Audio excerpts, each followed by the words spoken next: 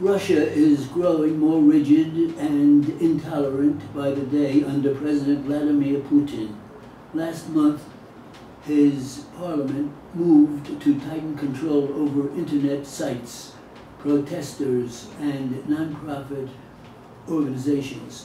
On Monday, 3 singers in a punk rock band went on trial in Moscow for the Soviet-sounding charges of hooliganism after they sang an anti-Putin song in a Moscow cathedral. On Tuesday, Russian prosecutors leveled what appeared to be trumped-up charges of embezzlement against Alexei Navalny, one of President Putin's most nettlesome and charismatic critics. Mr. Navalny's case is particularly disturbing in a country where laws are too often enforced selectively by those in power.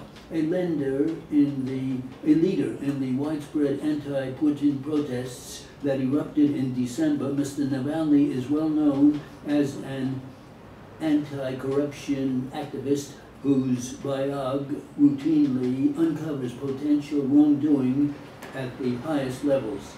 Only last week, the accused Alexei Bastrykhin, a top Putin aide and Russia's chief federal investigator, of misleading parliamentary investigators about whether he maintained secret real estate holdings in Europe. The biog called Mr. Bastrykhin a swindler, a fraud, and a foreign agent. A few days later, Mr. Bastrykhin's prosecutors charged Mr. Navalny with organizing a scheme to steal timber from a state-owned company while he was an unpaid advisor to the governor of the Kirov region.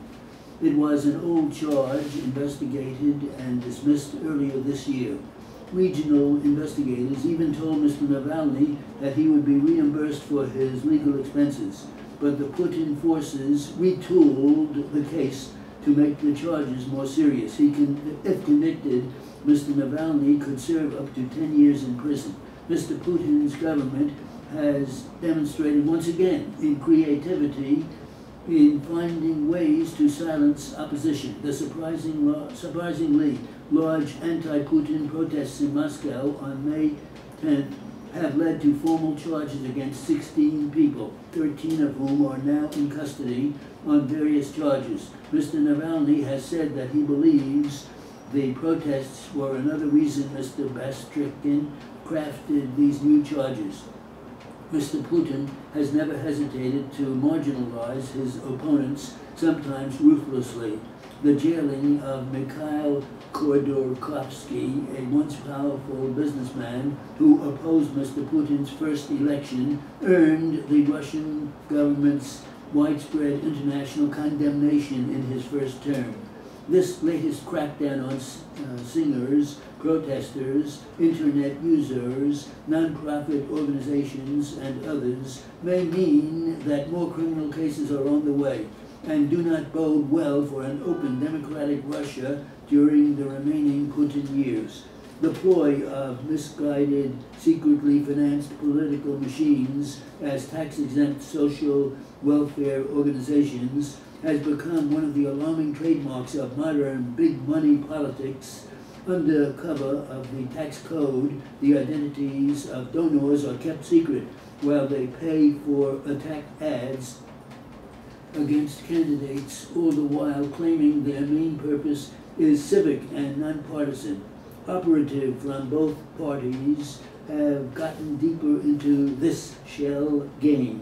Fortunately, the Internal Revenue Service is at last promising to review and consider changing 50-year-old rules governing the limits of political activity for social welfare nonprofits that enjoy exemptions under Section 501, (c)(4) of the tax code.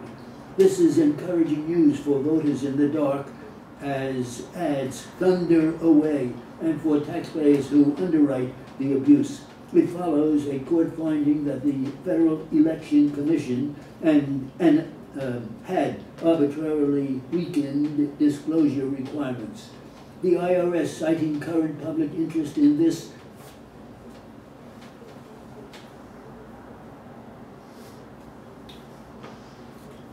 how's it? 140.